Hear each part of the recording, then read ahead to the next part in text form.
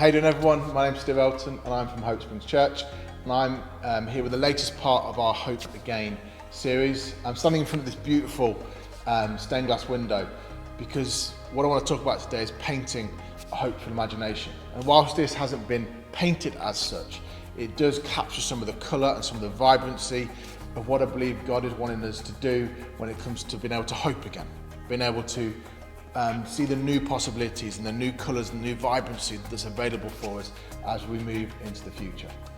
So I'm hoping you'll stay with us to check out the rest of this message, and we'll jump right into it.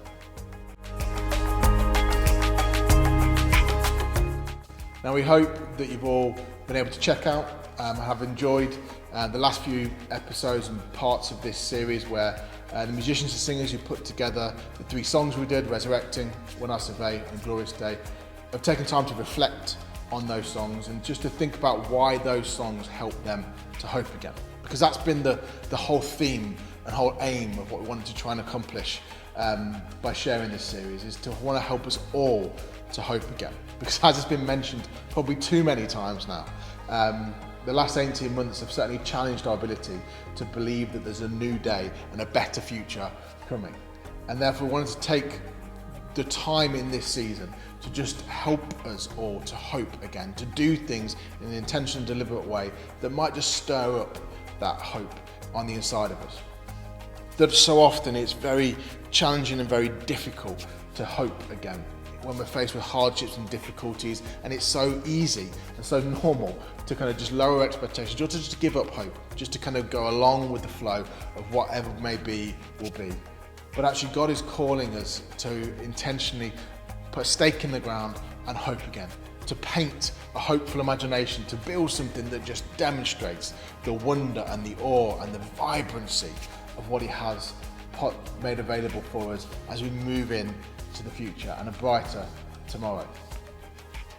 Because if we don't start hoping again, if we don't start building a hopeful imagination, if we don't intentionally start to do that, then tomorrow is going to look an awful lot like today. And every day after is going to start to just be the same, and perhaps even worse than the days before. And as opposed to handing over a beautiful, rich, life-filled world to our children, the generations that come afterwards, we'll hand a world that's stripped of life and stripped of hope and stripped of all the beauty and the goodness that we know it potentially holds. So whether we want to admit it or not, building that brighter future, building that future for ourselves and for those who come afterwards, starts with the hope that's built on the inside of us. The imagination that's painted, the picture that's there on the inside of us. It starts with that. And therefore I want to explore for a few minutes today just how we do that and how we perhaps start to shift and start to build that hopeful imagination again.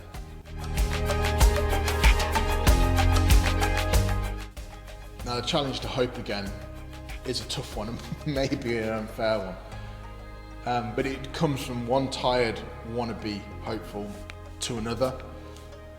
It doesn't come from some kind of vain optimism that's just everything will be fine, or come from some kind of naive wishful thinking. Oh yeah, it'll be okay one day, I'm sure it'll be fine.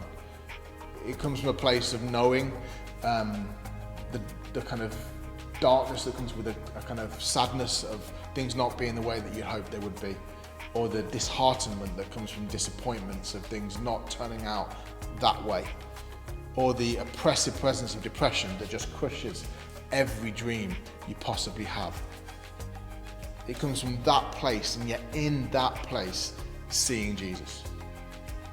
Because when we see Jesus, suddenly hope starts to birth on the inside of us again. Suddenly restored imaginations come, and he starts to heal our hearts, and we start to see things differently, and maybe, just maybe, begin to hope again. There's a story in Mark 8 which says this, and it says that when they arrived at Bethsaida, some people brought a blind man and begged Jesus to touch him. So he took the blind man by the hand and led him out of the village. Then he spit on the man's eyes and placed his hands on him. "Can you see anything?" he asked. The man looked up and said, "I can see people, but they look like trees walking around."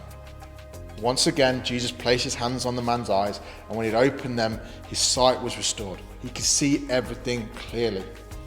Then Jesus went home and said, "Do not go back into the village." You see, that same Jesus in that story is with us right now. That same Jesus that touched that man's eyes that he could see clearly is touching and wanting to touch our hearts and our imaginations that we could see clearly too. That maybe we're not afflicted by physical blindness, but there is a blindness that does come to many of us that tells us tomorrow can't be good. We can't see the hope of tomorrow. We can't see a brighter day ahead of us. And Jesus is coming to us, and he's actually with us right now as we're watching this, as we're listening to the podcast. They're willing and able to touch our hearts, to bring healing there that we would be able to start to see again. Not vaguely, not in some kind of abstract, wishful thinking kind of way, but in a clear way, like this man did. That may take some time. It took Jesus laying his hands on him twice. But as he brings that healing, it brings a clarity of sight, a concreteness, a confidence, and a surety in our hope. And what we see is not something that's fleeting and disappearing, but it's like an anchor to our souls. As it talks about in Hebrews, it says that we have this hope as an anchor to our soul, firm and secure. It enters the inner sanctuary behind the curtain. That this anchor doesn't just bring stability and peace to our souls, but it also, as it talks about in the context of that, is it something that leads us forward. It leads us into something new.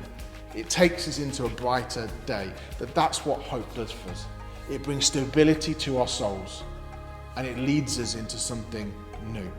That Jesus is present with each of us right now to help us to see again, to heal our hearts, to restore our imaginations, that we could see hope again.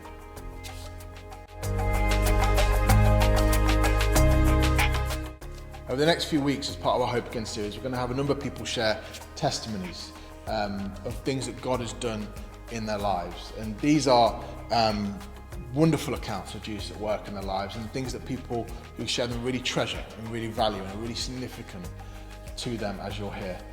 However, they're not just frozen moments in time of God's goodness in the lives of those people. They're not just moments that kind of just are kept in that space, but they're also invitations for us to come into something more of what God has for us. Whether that's the testimony of Scripture, the testimonies we'll hear as part of this series, whether it's the testimonies of past moments throughout human history of God doing wonderful and amazing things, or whether it's present day testimonies of those we might know of people, but also people on the other side of the world. All of those testimonies are not just standalone moments, but they're invitations into something more of what God has for us. They're almost like signposts pointing us to what's possible in the future. That they open a way for us to come into a richer and deeper relationship with Jesus.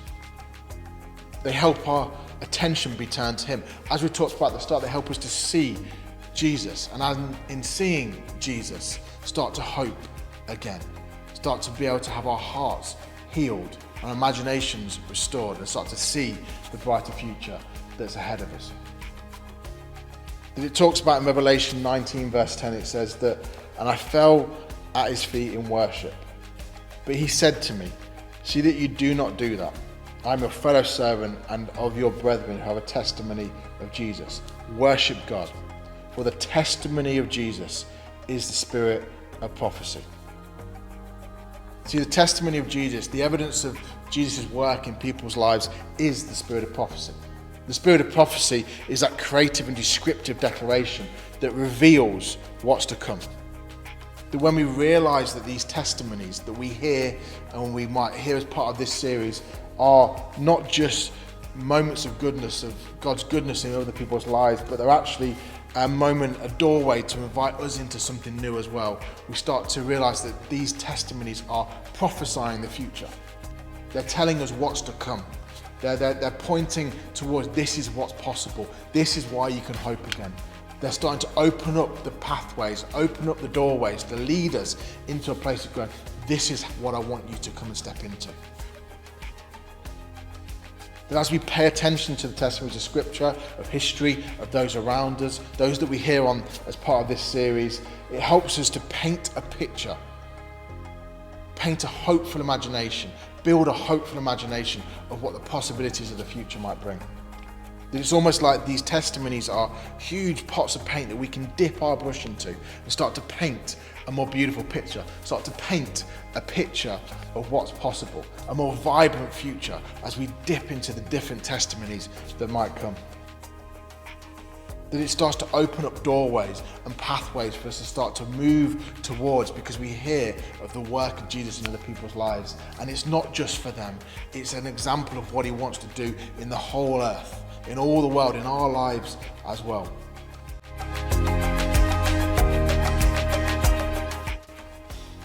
So with that in mind, my encouragement to all of us is that we start looking for the testimonies of Jesus, looking for the evidence of Jesus at work in people's lives. Whether we look through the Scriptures, whether we look through human history, whether we speak to our friends and people we know about what he's doing in their own lives, whether we wait for the testimonies that come in the next few weeks as part of this series, but we start to look for those testimonies, search for them, as opposed to just switch to the news cycle or the news feed or the kind of stories that might be going on that are terrible, then we need to pay attention to. But we don't just look for those, and we don't just dip our paintbrush into those things and therefore paint a bleak and fearful picture, but we realise those situations are real and are things that need to be addressed, and therefore to potentially be able to do it, we start to dip our paintbrush into the testimonies of God's goodness, the testimonies of what's possible, and therefore start to paint a slightly different picture of what's possible in the future, and then draw from something else and start to paint an even different picture, and it starts to create this vibrant one that's full of life and full of hope, and that we start to see something differently, and it starts to enable us to possibly, just maybe, start to hope again. So go searching, go talking, go looking for all the different testimonies, all the different stories, all the different examples of how God and Jesus has worked in people's lives, and start to draw from them, start to paint a different picture, start to hope again.